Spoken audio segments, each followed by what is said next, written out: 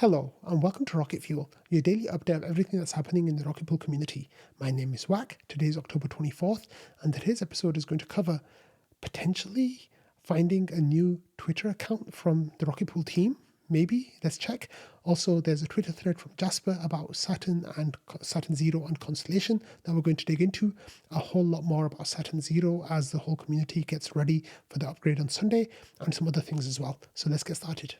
10, 9, ignition sequence start, 6.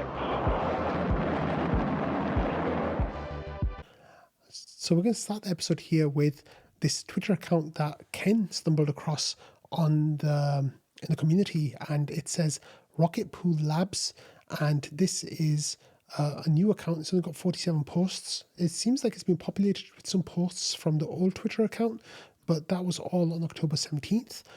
So there's the really old information here, like really old information here. So I don't know how this was ported over and posted. However, the key thing to pay attention to here is that it's of course a Rocket Pool account, the branding, the imaging, all of that is Rocket Pool all over the place.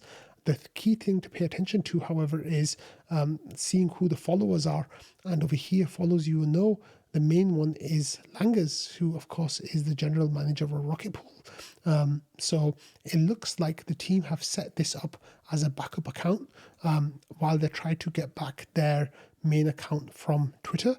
The one, of course, in Langers' bio there. But I think that, the idea is if they don't make progress on getting back their original account, then they're going to start posting from this one. And it looks like I said, that there's only 6 people following at the moment, so almost no one knows about it.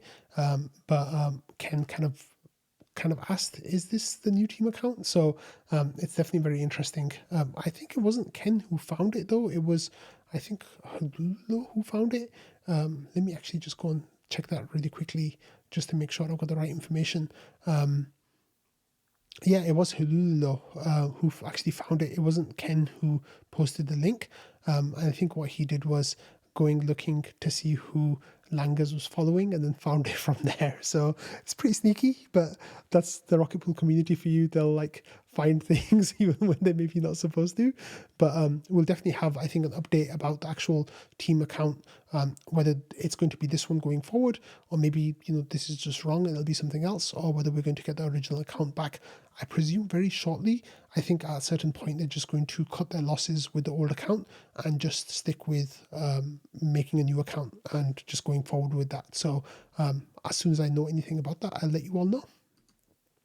Okay, so let's actually get to the meat of today's episode, and we're going to be spending a lot of time talking about this. Well, maybe some time talking about this, but Jasper put out a new Twitter thread yesterday all about Rocket Pool being reborn and saying that there are 4 steps to Rocket Pool 2.0, and these steps, of course, are Constellation, which is layer 2 on Rocket Pool, that's live now, Saturn Zero, which is, he says, less than 2 weeks away, but it's actually 4 days away. Saturn 1, which will come in July, hopefully. And then Saturn 2, which will come maybe Q1 of 2025. 2026. So that's a long way away. But Jasper's thread is 42 tweets long, so I'm not going to go through all of it because there's a lot of content here that you all already know if you watch Rocket Fuel every day. So if you're up to date with the protocol every day, this thread definitely was more involved for newer people. But anyway, he starts off by introducing Constellation and what it is, how it works, and how it will be the top APR offering LST on Ethereum, which is really exciting.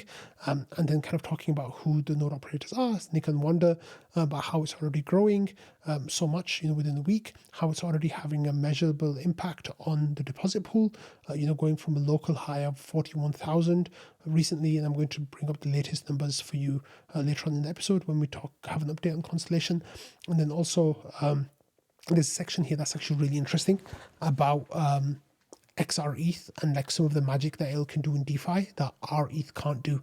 And here Jasper kind of explains about how you can use it for looping because the rate of return for xRETH is going to be significantly higher than the rate of return for rETH, and because of that the the gap between the ETH borrowing rate on DeFi and the XR ETH reward rate will mean it'll be very profitable to loop XR ETH and really boost up your yields that way.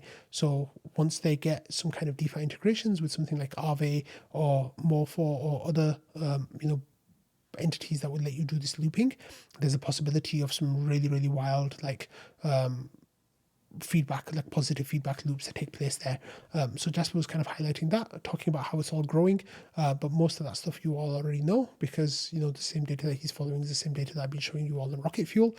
And then he's saying, how realistically can it grow, and what will it look like if it grows, 5 times, 10 times, 100 times more than what it is right now. That would be quite amazing. And then this is the DeFi section here where he talks about, the looping and the folding and how it can all work with Aave here. So there's some really exciting stuff happening there for sure.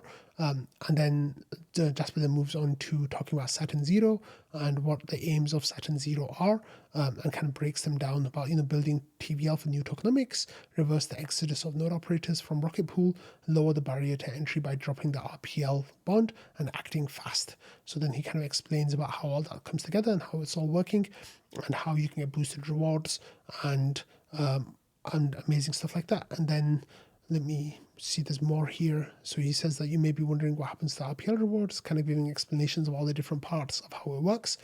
And then he says the final steps, that's in 2 stages. There is Saturn 1, expected in Q2 of 25.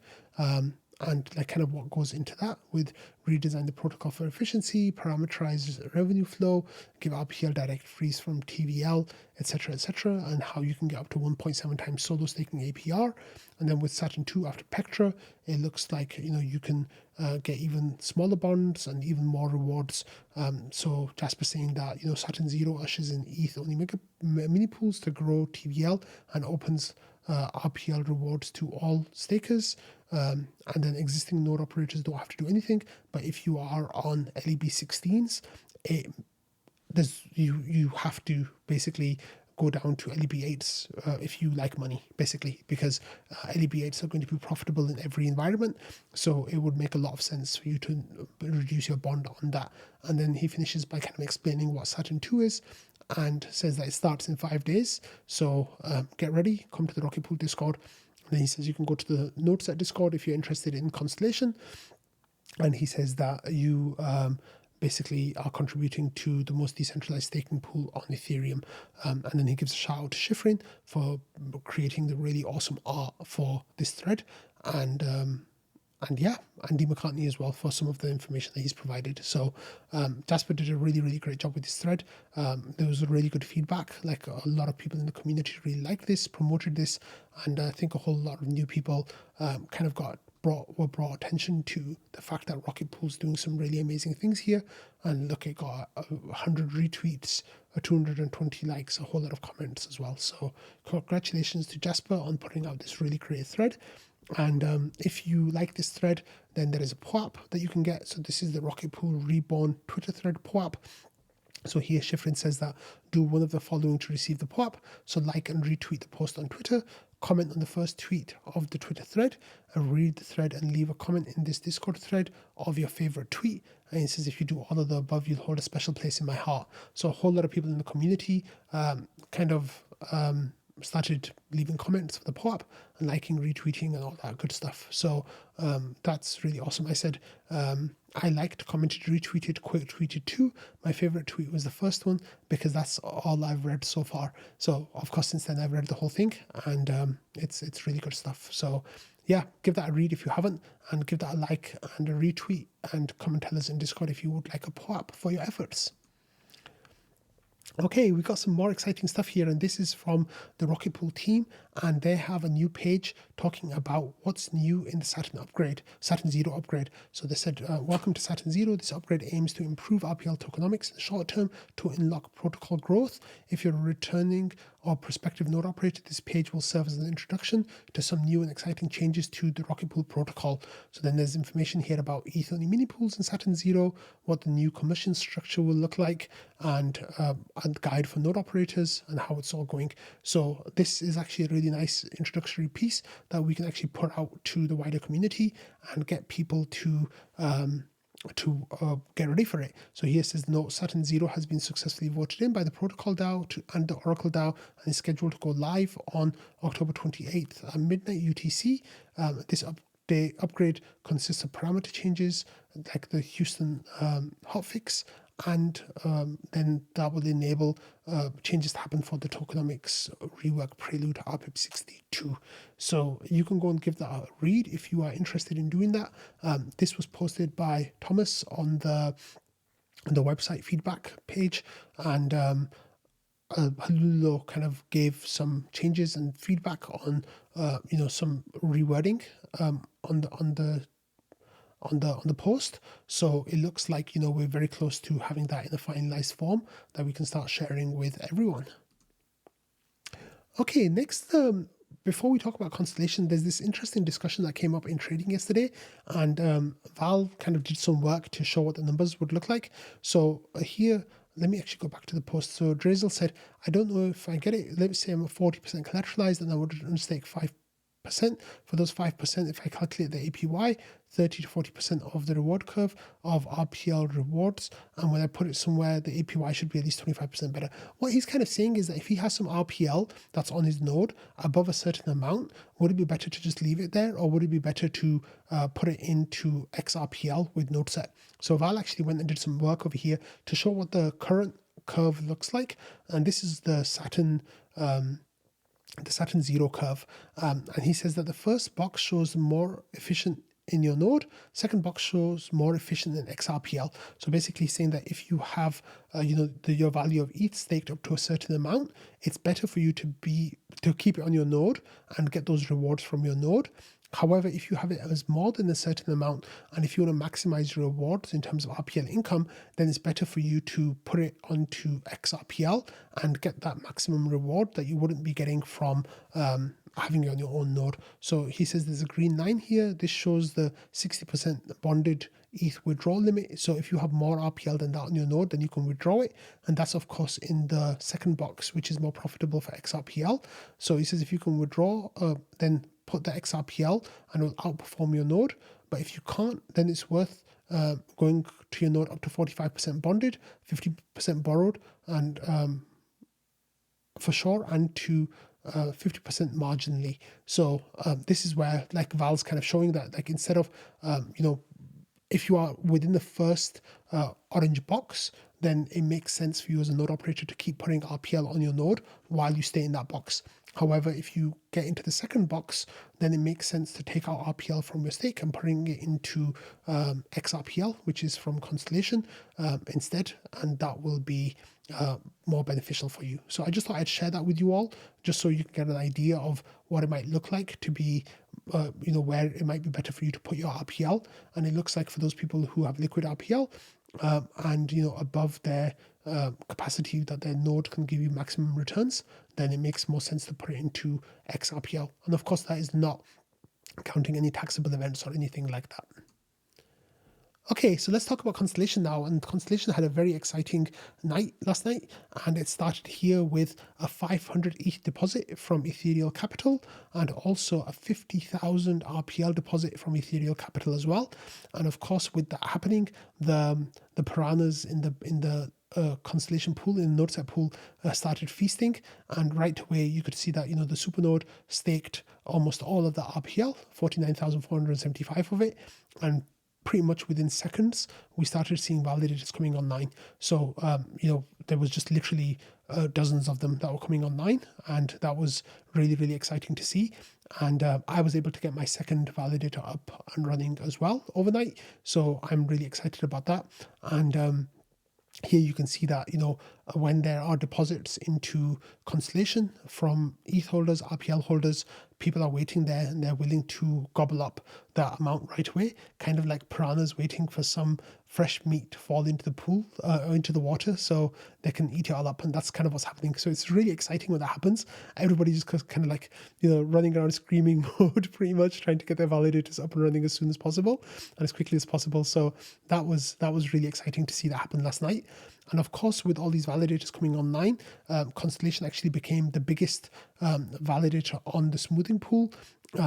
And since then, it's gone above that as well. But this is when we kind of realized that it happened, because a lot of the validators that were launched the day before took a little bit of time to, come online. And then this Rocket Watch output here only follows those that are actively staking. So Constellation now is the biggest single node operator on the smoothing pool, and that number is of course just going to dwarf everything else, except unless we get some mega whales joining Rocket Pool in Saturn 0 and joining with ETH only, then they will also join the smoothing pool to max out their rewards.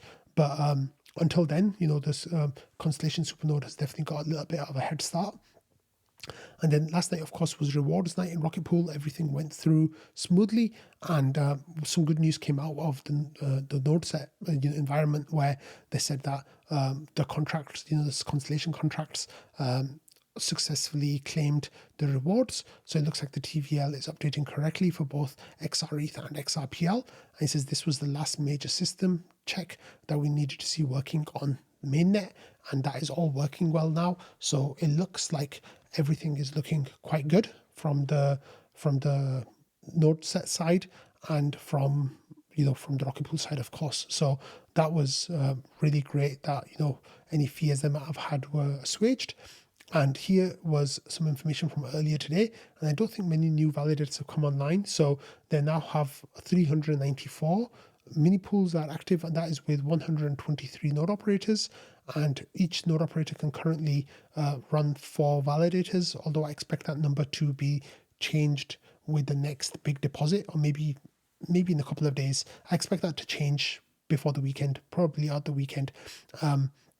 So yeah, they've got ETH waiting, but they needed RPL, and then of course there's as soon as there'll be a RPL deposit, then an RPL deposit, then that number is going to fly. So that 50,000 ETH from last night, that 50,000 RPL from last night has all been used up already, and now they were just waiting for more RPL to come through. So I think this is one of those things where we're realizing that scaling with RPL and ETH both is more difficult than just scaling with ETH alone.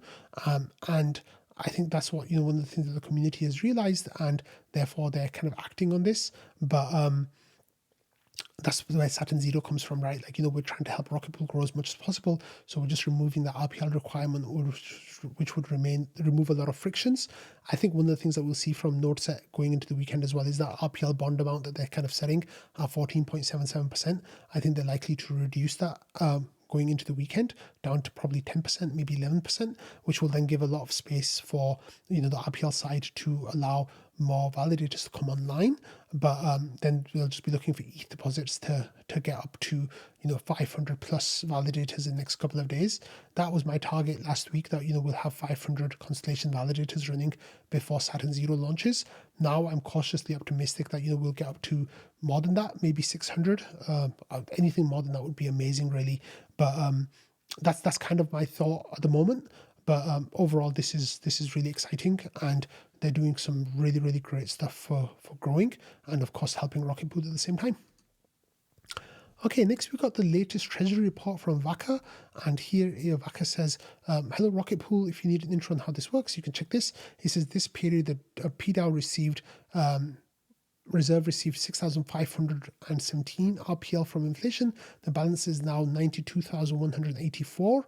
And the IMC and GMC were paid 11,129 and 4,529 respectively. So that amount that is in the pDAO reserve, that is actually going to, 50,000 of that is going to go to the core team for their funding for the next year. So that is going to go through, I think, any day now once the vote goes through. However, there were some issues with the the IMC getting an extra 83 RPL, and that excess will be fixed in 2 periods. And we covered that on Rocket Fuel before as well. So if you are interested in reading the treasury report, check it out, and then you can follow up with any questions for Vaka or other members who are kind of up to date with the governance stuff. I guess Val, basically. Okay, let's go back to the Discord here, and we see that 1KX is finally distributing their stuff. So 1KX was a large node operator with Rocket Pool, one of the largest node operators, and they kind of disagreed with the Saturn direction that the community decided on. They had their own alternative proposal, and they put their money where their mouth is, and they decided to walk away from Rocket Pool based on that, which is absolutely their prerogative. And they spun down their validators, and there was still about 100 validators left, and it looks like they have now exited those. So here earlier on today, they exited, I think, all of them. You can see that there was a whole lot of validators being exited, and that is a shame, but that's just how the way things go, and totally understandable. However, one thing that's really interesting is that even with all these exits that they've done, the deposit pool is still way lower than it was a few weeks ago, and it reached 41,000 with their previous withdrawal, and now it's at 27,600. And with their 100 validators that have exited, that added another 2,500 or so ETH back into the deposit pool. So you can just tell how amazing an impact the Constellation has had. It's been able to take out more than 10,000 RETH from the deposit pool already, and that's absolutely amazing. So yeah. Okay, next we got this interesting event on the oDAO events thread on the Discord, and this is whenever there's anything happening with the oDAO, you can see what's going on. For example, the contract upgrade for Saturn 0 was set up a couple of days ago, and you could see it happening there. Well, last night there was a new proposal created, and this was by Superfizz, saying remove crypto manufacturer from the oDAO set. And this proposal went started by Superfizz, and you might be wondering why Superfizz is trying to get rid of Yorick, basically, who runs crypto manufacturer, from the oDAO. Well, Superfizz came in here and he kind of explained, Sneaky Ninja Guy said, is Superfizz trying to kick crypto manufacturer because of Yorick selling crypto manufacturer? And Superfizz said, no, it's just that he's rotating keys. So it looks like that's what's going on. So there's nothing to be alarmed about. Later on, people said that there was actually a mechanism that you could remove an oDAO member without having to kick them. But maybe Fizz didn't know that, or whoever told Fizz to do that wasn't sure of the process. But there was a way to remove the person and then have them come back in with new keys. But that's okay. It's just a slightly more long-winded process. Okay, moving on to some staking news now, and we're actually going to cover some staking drama today that happened in the Rocket Pool community. So for the last few days, there was this announcement from Nektar a couple of weeks ago about them kind of pivoting to a marketplace, a decentralized marketplace, and Miko, who used to work with Diva, saying, I genuinely don't know what the project is about anymore. It seems like they're doing GPU borrowing and stuff. It allows you to rent GPUs in crypto from home stakers more efficiently than the crowd providers could at scale, ? So what happened was, there's been this back and forth, and people have been kind of giving their feedback on what they think is going on over there. And Nektar, for those of you who don't know, is actually a product that brought out from the Diva team. So Diva staking was a new LST that was going to have a distributed validator technology built in at the layer of their stack, which was a new way of kind of setting up an LST. And then the Diva team pivoted to making another protocol called Nektar, while also working on Diva, and that was going to be an LRT kind of as a rival to EigenLayer, and then later on they're kind of pivoting again to becoming a decentralized marketplace of stuff. So people just what are they doing? It doesn't make sense, and don't know what's going on. Anyway, this has been a conversation that's been going on for a few days in the Rocket Pool community, and we finally had a person from from their team kind of turned up and gave some feedback of what they think. So Raul here, who works with Nektar and Diva, says, hey, just a quick couple of notes so you can keep on hating, but at least do it from a more informed basis. So Nektar was never a rebranding of Diva. Maybe the confusion comes from there. It was never said it was never sold that way. You interpreted it that way against everything that was mentioned. I failed to understand how it came. How come it's extremely clear to you guys that Symbiotic is not Lido or NodeSet is not Rocket Pool, but you cannot understand that Nektar and Diva are completely different things? Then it said Diva will launch. I myself am not involved in any managerial decision there, but it's a public knowledge that it's a testnet, and as soon as it's stable enough, it'll be released to mainnet. It's irrelevant if Nektar launches ahead of Diva or if Diva launches ahead of Nektar, because one is independent of the other. Diva doesn't have any dependency on Nektar, though it may use Nektar. Rocket Pool can use Nektar too. Lido can as well, and a ton of other protocols. Likewise, anyone can build on top of Diva, example, NodeSet, Symbiotic, etc. And then they said it's true that an early stage initial version of Nektar was to build something on top of Diva, which was heavily supported by Diva in terms of promotion, etc., as that would only be beneficial to Diva, being perceived at that moment as a source of attracting TVL and increasing the usage of the protocol. It didn't look like a bad idea, supporting a new brand that had not faced issues as a former team member, misappropriating means of communications, web pages, etc. Saying, so you can keep hating Nektar as much as you want. That's fine, I guess. Read the docs, please, if you don't get what it does. I guess you'll just see in action, take your own conclusions. Maybe if you zoom out and see as an independent thing, it's easier to understand. And he says, and apologies, but I won't reply. I'm just checking in here from time to time, just leaving this here in case it helps. I don't want to enter any public circus back and forth. I hope you all will understand. So Noshua says, that's a nice straw man. Valdov says, for what it's worth, I appreciate opting out of drama loops. And then Noshua says, just a couple of notes so you can keep on appreciating BS, but at least from a more informed basis. If they want to opt out, they could just shut the F up, and no need to respond to issues that you made up yourself. Labeling people as haters and uninformed is unproductive, as it is trying to stir up drama and create a circus. Quite the opposite, wanting to avoid it. He said, apologies, but I won't reply. I'm just leaving this here in case it helps. And like basically, like Raul's post became a copy pasta, and then there's Pateris had actually like legitimate feedback. He says it's hard to hate when you don't know what it is you're hating exactly. Reading the docs is like reading a corporate press release with a bunch of buzzwords. At first it was Eigenlayer clone with its own LST, which made sense. Now it's renting out GPUs, and I said they're running from one shitty narrative to another. Next, it'll be a real-world assets marketplace. Then they'll disclose they built a game that they're integrating into their token. After that, they'll make an L2 for some reason, losing integrity along the way. And then Genome says, when decentralized Tamagotchis. So, yeah, I'm not trying to FUD on Nektar or Diva. I am actually one of the biggest delegates for Diva voting in their ecosystem. But yeah, let's just leave it at that. Anyway, I just thought I'd share this drama with you because I found it quite funny. Okay, so going from funny drama to going to like, what on earth are you guys doing? Discussions that have been going on that you might have noticed in crypto Twitter, on your online communities over the last couple of days. But if you don't know, Ethereum is dead. It's trash. It's garbage. It's dying. And even people in the Rocket Pool community here started saying things about that. So here, Hodger started by saying the ETH price performance is shocking. Zemo says, is it though? High gas, no easy way to buy meme coins. Coin itself is expensive. Can't be a node operator unless you fork over a ton of ETH, which value is decreasing every day. Versus Solana, the network is utter shit but user friendly. It says Solana's problems is its supply, 6 times as much as ETH, so it'll be hard but not impossible to flip ETH's market cap. If the memes continue, it's inevitable.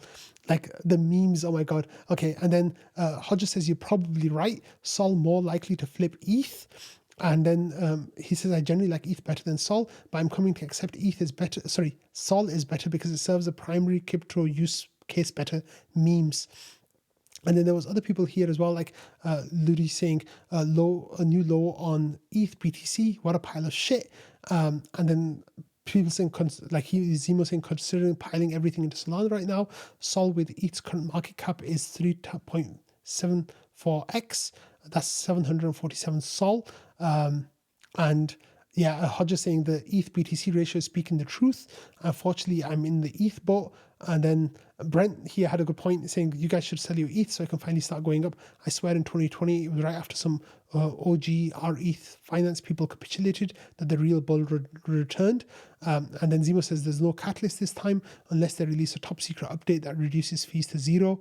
And basically, like, just general, like, bear posting from some people who I wouldn't expect it from. Here on ETH Finance as well, there was bearish sentiment here from Jetum_ETH saying, got my ETH staked. If this doesn't turn around today, I will say goodbye to this project. Project is strong as much as community is, and this one seems to be seriously ill. Now, this person is more likely to be a troll than, long-standing community member like people in the Rocket Pool community are, but they got voted a lot, and people are saying that, what you're saying doesn't make any sense. So that at least is positive in terms of community feedback.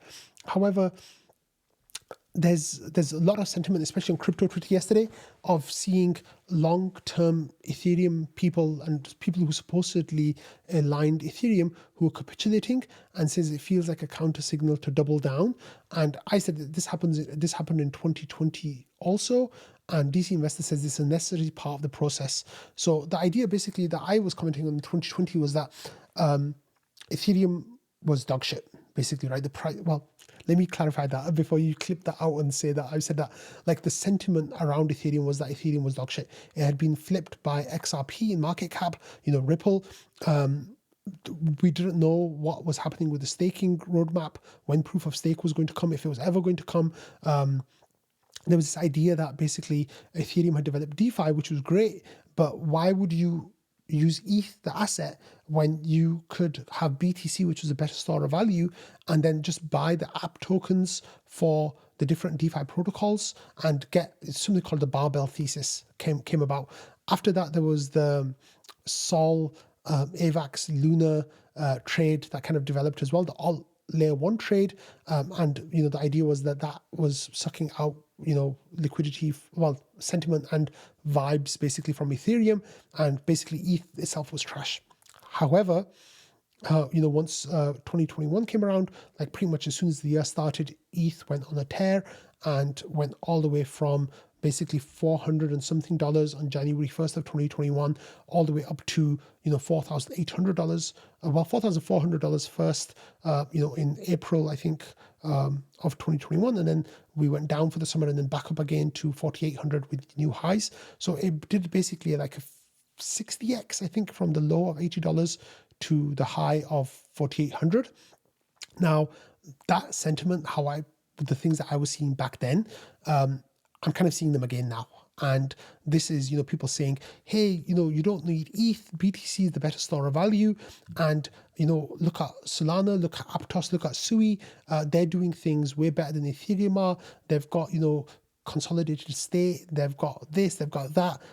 They've got fast settlement times, they've got cheap fees. That's all users care about. That's all we want, and that's what they're offering. So ETH is garbage. And this sentiment does have some real criticisms kind of attached to it, and some real market forces kind of attached to it. However, a lot of it is completely blown out of proportion and completely looking only at the price action and then drawing conclusions from that, instead of looking at legitimate criticisms or issues and then kind of, trying to address those and figure out what Ethereum is doing to address those. So yeah, here Scooby saying, seeing these people capitulate, it feels very much like those same people who capitulated in 2020. And like DC Investor says, it's a necessary part of the process that, you shake them out. ETH, quote unquote, dies, and then it goes in the run to end all runs, basically. What's really funny is here, even Anatoly, who's the co-founder of Solana, he says, I like Ethereum. I even like Ethereum design and vision. If you told me to build an alternative to Bitcoin, Ethereum settlement as a layer-focused design is what I would steer the engineering towards. He says if that's the vision, Ethereum can just embrace all the execution environments. All the alt layer ones eventually will have a data validating bridge with better than honest majority guarantees for user exits. It's inevitable. You just need more blobs. Any execution layer's success is inevitable to eventually help Ethereum thrive as a settlement there. So like you can read the rest of his comment where he's talking about, what he thinks and stuff. But we've even got Tolly from Solana now bull posting Ethereum, and this very much Jasper actually mentioned this in the Rocket Bull Discord. He said it very much feels like Vitalik bull posting about Solana in the depths of the bear market for Solana, which like kind of tick the bottom of sentiment there, and basically what's going to happen from there going forwards. But that was just, it's astonishing how this sentiment has gotten this bad just because of the price. Like, I don't understand it. And the reason why I don't understand it, right, is like I look at things like here, this Ethereum adoption page by Hani Abu, and it literally has new updates all the time of huge integrations that are happening on Ethereum. Like, Buenos Aires digital identity. This was from a couple of days ago. We have Christie's ownership certificates, PayPal's things happening with Ethereum, Wisdom Tree. I've shown this on Rocket Fuel before. And then the latest piece of news today was Inc., which is a new layer 2 that is coming from Kraken, which is one of the biggest exchanges in the US. And they are basically going, they're following the Coinbase model. They've got a captive audience. They're going to start pushing them towards this Inc. Blockchain, and they're trying to replicate Coinbase's success with Base, right? And here, they're saying sub-second block times. We're going to have small gas. They're going to have security, interoperability as well. And how are they doing this? Where are they building this? Are they building their own layer 1? No, they're building it on the OP superchain, and it's going to be OP stack. So what we'll get here is interoperability, soon with the superchain, with all the other OP chains that are there, and other amazing things happening just like that. So this just tells you that even though people are focusing on meme coins as a collective like entity might be worth like $100 billion. Let's just say, right? All the meme coins in existence on the crypto might hit $100 billion. That's, if you're looking at Doge and SHIB from the last cycle, let's double that, right? Let's say that's $200 billion. Let's 5 times that. Let's say it's $500 billion, that all the meme coins in crypto will have $500 billion of TVL at the peak of this next cycle.